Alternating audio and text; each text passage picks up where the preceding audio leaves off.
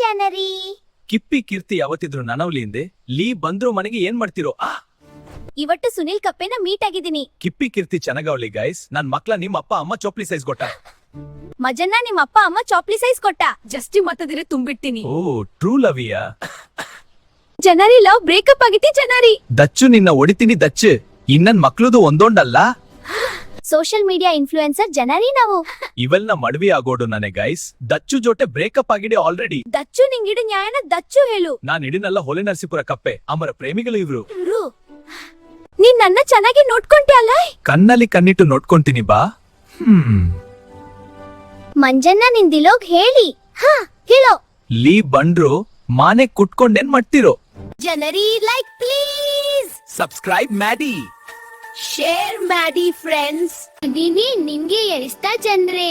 Comment ಮಾಡಿ. ನನ್ನ name ಮಾಡಿ.